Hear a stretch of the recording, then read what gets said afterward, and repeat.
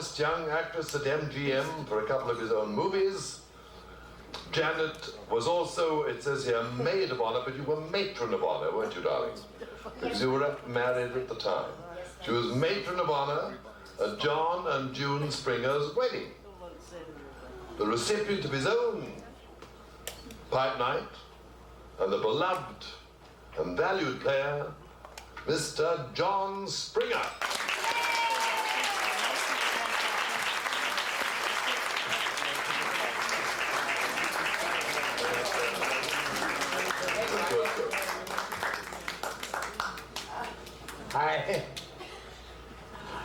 I'm very much in love with Janet Leigh. Now, I know you've heard me say that before, and you undoubtedly will hear me say it again, but it's really true. I have known Janet longer than I have anyone else in this room, and that includes June. It was, oh no, there's one mistake. There's one person I've known longer, and that is the person, Janet came to our wedding. The person who had our wedding party, because all the big events were at his restaurant. 8 out of 10 events were there. And he's here tonight. It's a very rare chance to re-welcome Danny Stradella of Danny's Hideaway. Stand up, Danny. Stand up.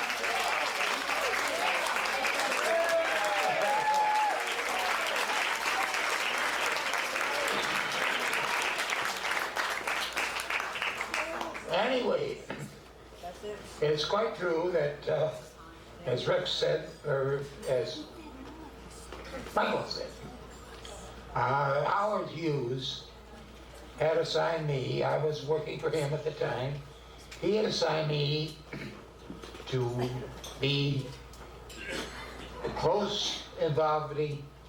involved very closely with this hot young MGM star that he had borrowed for a great deal of money.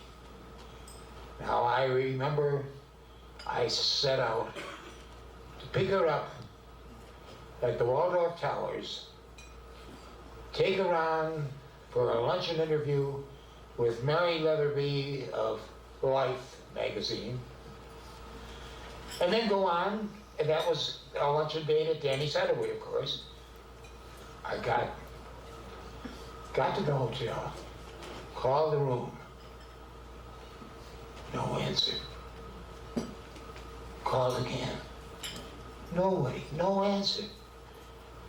I then set out in that vast Waldorf lobby, looking every conceivable place. No sign. What is Mr. Hughes going to say? Will I be around tomorrow? Anyway, I go back to the Towers lobby to leave a little note, and there, sitting there, right, waiting, was this vision. Now, it couldn't be, but it was. Movie stars don't wait for press agents in a lobby. She did, and I loved her on sight. I've loved her ever since. I adore this woman, and so does everybody else who knows her. And now we're going to have a chance to see some marvelous film clips of Janet Leigh.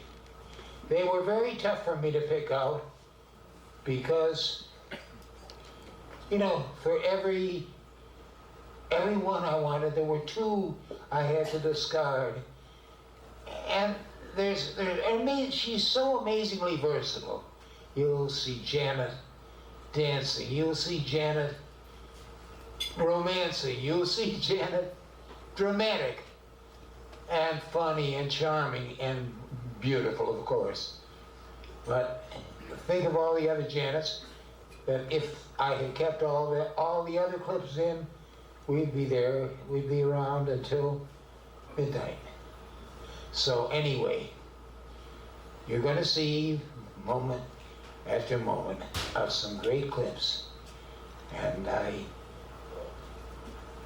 hope you, including the very first movie in which this newly christened Janet Leigh was first seen. Thank you.